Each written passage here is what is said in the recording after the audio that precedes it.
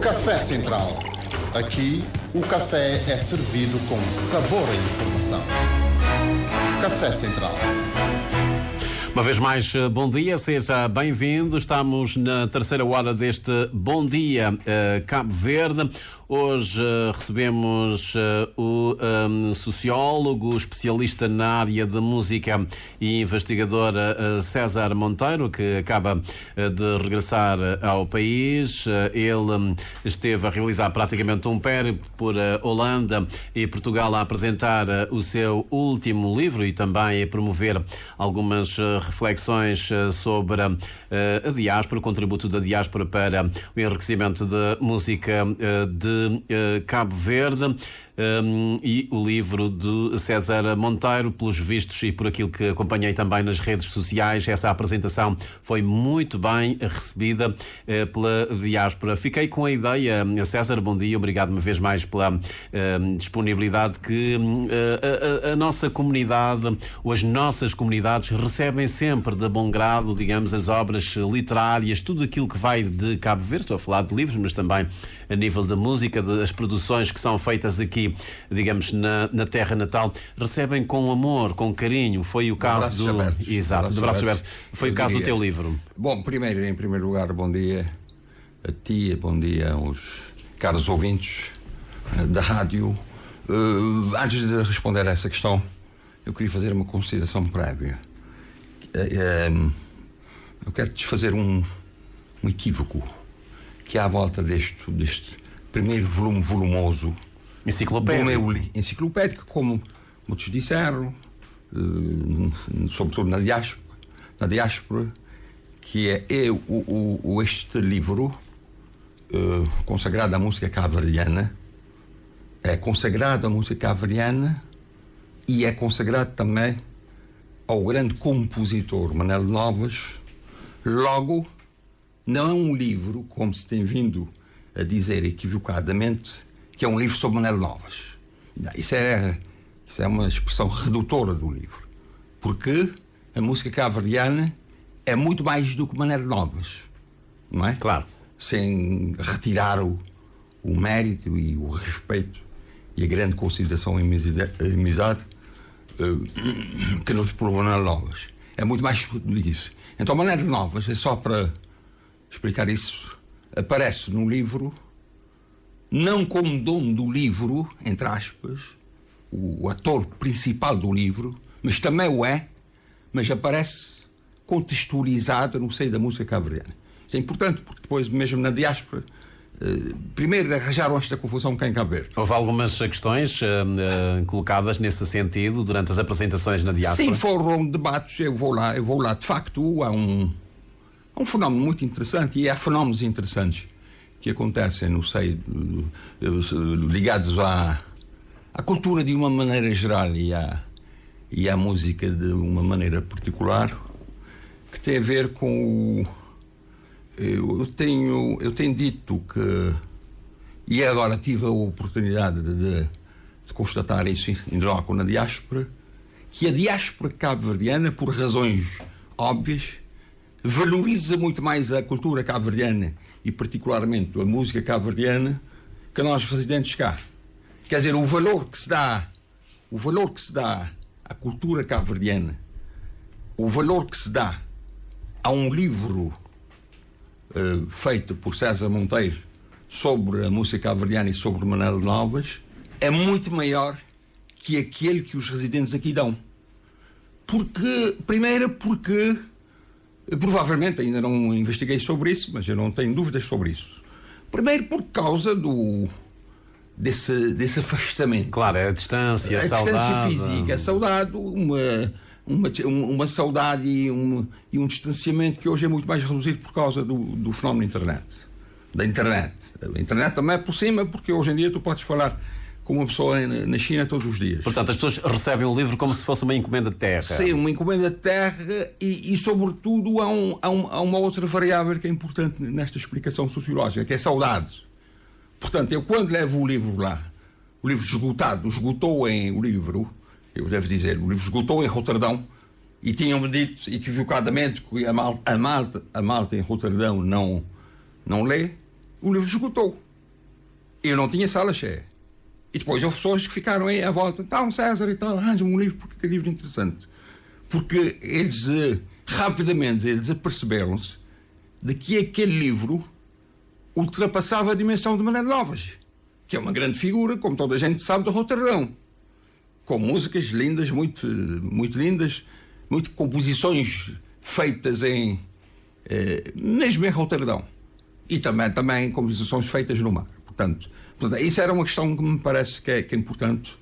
Depois, o livro, a minha presença em Roterdão e em Lisboa, não se limitou apenas à apresentação de um livro. Tinha 2 grandes apresentadores. Normalmente eu convido uma pessoa de cultura e convido um músico para desmontagem do... Muito bem, não vamos falar da apresentação do livro, já teve de resto várias sessões de apresentação. E aproveitou-se também a apresentação para também se fazer um debate. Um debate, isso é que é importante. Um debate muito profundo. E, sobretudo, em relação ao contributo da diáspora, neste caso da diáspora na Holanda, dessa comunidade, o contributo que terá dado, ou deu seguramente e continua a dar para a música de Cabo Verde. O César diz que o caso da Holanda é paradigmático, portanto, destaca-se em relação, digamos, a outras comunidades, no enriquecimento, na afirmação da música de Cabo Verde. Isso leva-nos,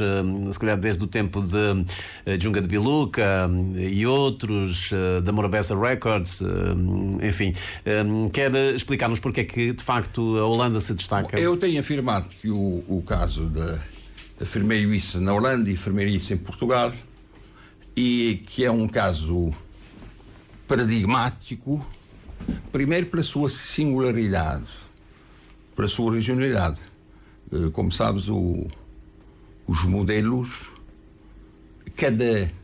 em cada comunidade imigrada cabo-verdiana temos um modelo. Temos um modelo de organização em Portugal, temos um modelo de música em Portugal, temos um modelo de organização na comunidade nos Estados Unidos, temos outro da música. Temos vários modelos. Cada modelo tem a sua singularidade.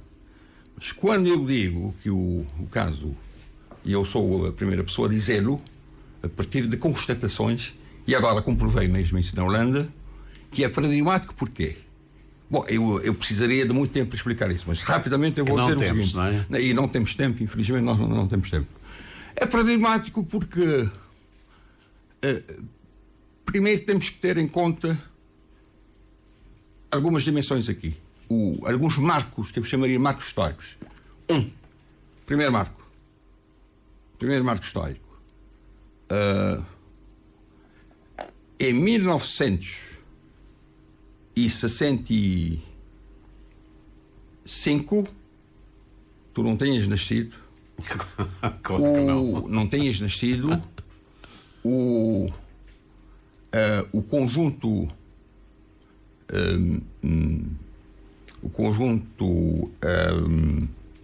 Deixa-me ver. Não será o Cabo Verde. É gravado um disco vinil, o primeiro LP da música cabo-verdiana, música acústica cabo-verdiana, que se chamava Cabo-Verdianos na Holanda. O nome do conjunto é Cabo-Verdianos na Holanda. Constituído por quê? Por nada mais, nada menos do Tazinho, Djunga de Biluca, Pira e alguns de 4 ou 5 nomes. Foi a primeira gravação feita, portanto, na altura não era edições Morabeza Records, tal como hoje é conhecido, hoje é Fundação, mas era edições da Casa Silva, que era o Djunga de Biluca, que tem um grande nome. Não se pode fazer historiografia, história da música cabo-verdiana na Holanda sem falar do nome do Djunga. Primeiro marco, este marco é importante. Esse grupo é constituído em 64 e eles gravam em 65.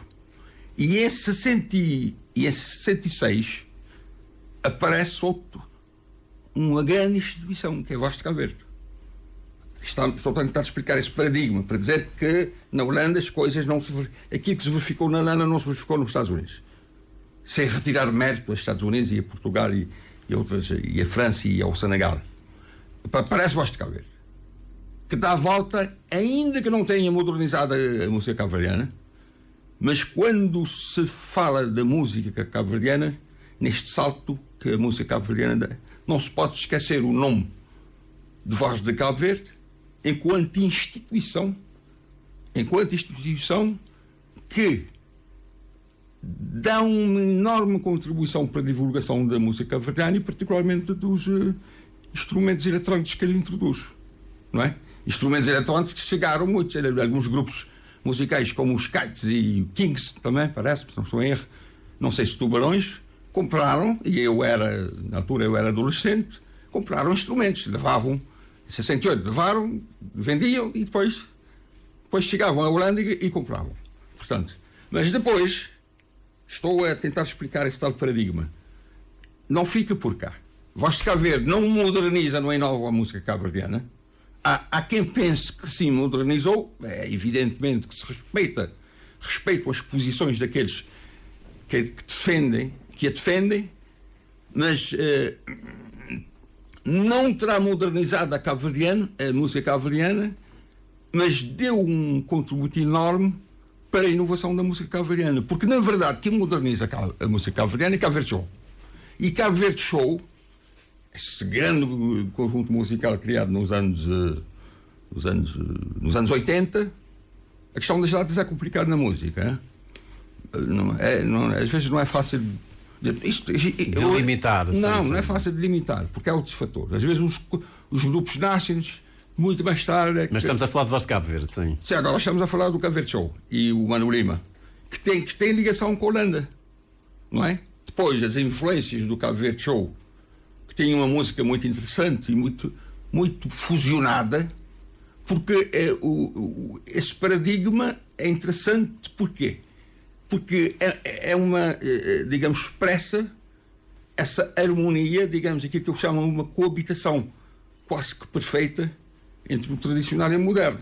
Quer dizer, repara, tu na Holanda ainda continua uma tradição, uma vertente tradicional da música moderna muito forte, e agora reforçada com a presença do Tai Vieira, mas há outros grandes nomes da música tradicional.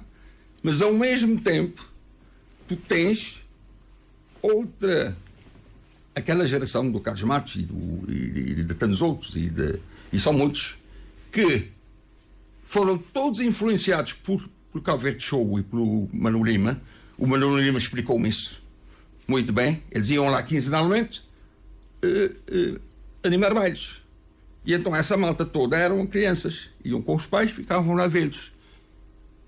Acabaram todos por se influenciar. O Beto Dias, o Grey Sevre, toda essa gente criou uma linha que, não sendo música tradicional cabo-verdiana, e essa é a distinção que eu costumo fazer, porque a música cabo-verdiana hoje é muito mais do que música tradicional cabo-verdiana. Então toda essa linha, eles criaram essa linha moderna e inovada, que, não sendo música tradicional cabo-verdiana, é música cabo-verdiana. Com influências de quê? Com influências de pop, com influências de rock, com influências sobretudo do zocantilhano, não é? Bom, o Voz de Cabo Verde tinha cúmbia e não sei o que é mais. Sim, mas espera aí, a cúmbia, Voz de Cabo Verde, o Josinha disse-me isso. Cúmbia, há quem tenha afirmado que Voz de Cabo Verde cumbianizou a coladeira. Parece-me que não é verdade isso. Quer dizer, poderá...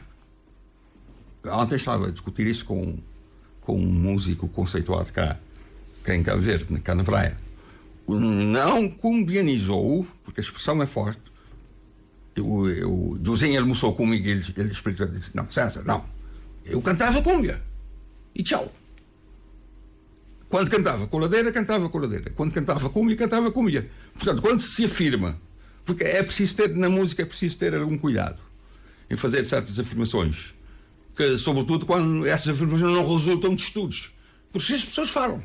Porque sabem que tocam bem e falam. Quer dizer, não investigam e falam. Não cumbianizou, e temos que começar a construir a história, mas de maneira científica. Não cumbianizou. No entanto, é possível, porque a música tem contágio, como sabes, é possível que haja na música do Voz de Cabo Verde alguns elementos ténues da cúmbia.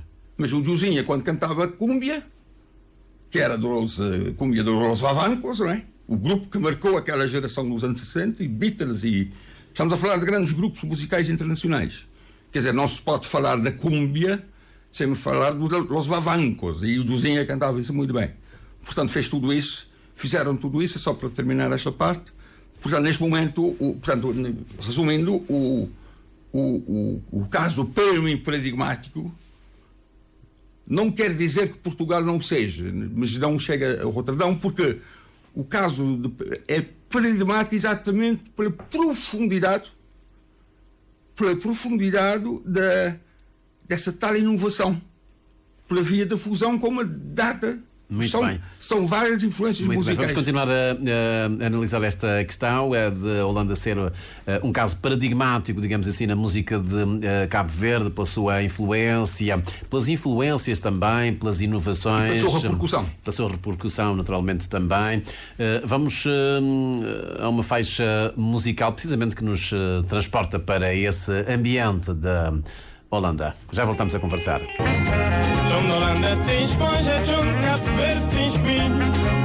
A Ilha do Lobo, os Tubarões, é uma composição de Manuel de Novas, precisamente essa influência. Manuel de Novas, o marítimo, que terá passado, enfim, várias vezes por Holanda e que acaba por retratar nesta música, de facto, essa vivência. Vamos retomar essa conversa, César, falando dessa influência, tentando explicar porque é que, do teu ponto de vista, Holanda é, de facto, paradigma pela influência, pelas inovações, pela repercussão que isso tudo teve na música de Cabo Verde. Há aqui uma provocação, uma vez que o César já falou, enfim, nos Cabo Verde Show e de outros grupos musicais. Onde é que ficam os Apolos? Não tinha de concluir o raciocínio. Porque na análise desse caso paradigmático da Holanda, quer dizer, há vários ângulos, há várias perspectivas. Não é apenas não é apenas a contribuição pela via de influências de estilos e de géneros musicais estrangeiros, pela via da fusão. A fusão é importante, porque, repara, é o processo de fusão mais, se quiser, mais profundo. Muito mais profundo que os Estados Unidos, porque também perguntaram-me na Holanda: e tu estás a falar da Holanda, e então e Estados Unidos? Não, por acaso eu estava em Portugal e tinha que falar necessariamente estava a falar daquele caso paradigmático da Holanda, porque é muito mais profundo que o caso dos Estados Unidos, é muito mais profundo do que o caso da França, é muito mais profundo que o caso de Portugal. Agora, há outra dimensão. Para lá da fusão, que é muito mais inovadora e muito mais revolucionária, passa a expressão, há também, falou-me dos Apolos, certíssimo, mas os Apolos estiveram nos na Holanda, mas muitos grupos musicais, e essa é a segunda dimensão deste estado de caso paradigmático, é a presença dos Apolos. Eu não vou dizer por ordem cronológica porque não tenho aqui, e não é importante. Grandes nomes da música cabo-verdiana passaram todos para a Holanda. Isto reforça-me o caso do paradigma. E eu vou dizer alguns que eu tenho na cabeça. Apolos, e não me pergunta o ano, porque não creio que não é relevante. Terá sido nos anos 70 e tal, anos de 80. Os Tubarões passaram e gravaram. Vamos, Bana, Cesária Évora, Bana, Cesária Évora, Tubarões, os Apolos, Bulimundo, que teve muita influência na música dos cabo-verdianos na Holanda, nessa tal música, as fusões entre a coladeira, o batuque, esse tal cabozuque, tudo isso está uma mão muito forte do Bulimundo e do Cachaço, não é? Vamos muito bom. Aliás, é o Carlos Matos a dizer isso publicamente, não sou eu a dizê-lo, é o Carlos Matos a dizer que é um músico cabo-verdiano na diáspora consagrado. Nhobalta, Franco Mimita, Tulipa Negra, Bana, Cesária, os Tubarões. Os Tubarões gravaram 2 discos. Ou estiveram muito tempo, porque eu tive em Roterdão, tive o privilégio de ter uma pessoa que me fez, digamos, estar em aqueles lugares mais emblemáticos para a comunidade cabo-verdiana. Mas deixa-me perguntar-lhe, o que é que atraía, digamos, esses artistas, esses grupos musicais para este ambiente? Primeiro era o estúdio, havia um estúdio aí que os atraía. Estúdio. Portanto, havia estúdio lá e provavelmente mais em conta. Não sei se na altura também já havia estúdios em Portugal, porque o Marino Silva e Fernando Queijas gravaram em Portugal, gravaram em Lisboa, havia estúdios. Provavelmente as condições eram melhores. A Holanda é um país altamente desenvolvido e altamente organizado. Quer dizer, não comparemos com Portugal. Portanto, creio eu que uma das coisas que... E depois é uma comunidade musical. Voz de Cabo Verde, já não falei de Voz de Cabo Verde. Voz de Cabo Verde gravou também na Holanda. Todos estes grupos, estes grandes nomes da música cabo-verdiana, incluindo os Apolos, os Tubarões, Tulipa Negra também. Esse Tulipa Negra estiveram a explicar-me que esse negra é o tulipa, porque tulipa, digamos, é a flor que simboliza a Holanda e tudo isso. Portanto, isso é outra dimensão desse tal paradigma. Quer dizer, nós temos 2 níveis de análise, mas tudo isso que é interessante, Carlos, a coabitar de maneira harmoniosa, não diria perfeita, porque não há coisas perfeitas na vida, não é? Perfeita não há, mas diria de maneira harmoniosa e perfeita entre o tradicional e o moderno. Portanto, desconstruindo, desfazendo aquela ideia que é muito errada e que é muito estúpida, de que, afinal de contas, os cabo-verdianos na Holanda estragaram a música de cabo-verdiana. Hoje, em Cabo Verde, já não se disse isso tanto. Já não se disse isso tanto. Porque não é verdade. A música do Beto Dias, a música do Grace Evra. Isso é música cabo-verdiana ou não é? É música tradicional? Isso é outra discussão. Muito bem, era precisamente a minha pergunta, está na ponta final desta conversa, e hoje, olhando para esta realidade, a música que nos chega da Holanda, obviamente que é produzida junto da comunidade cabo-verdiana, como é que podemos classificá-la? Continua a ser Cola Azul, que tem raízes, digamos, na música tradicional cabo-verdiana, fugiu um bocado desse primórdio, digamos, que o César classifica como paradigmático? Não, é paradigmático, continua a ser agora, e não faz tanto. Agora, tínhamos em conta que nós estamos a falar de gente, o Carlos Mato nasceu na Holanda. Mas a Holanda perde a influência para Portugal, para a França?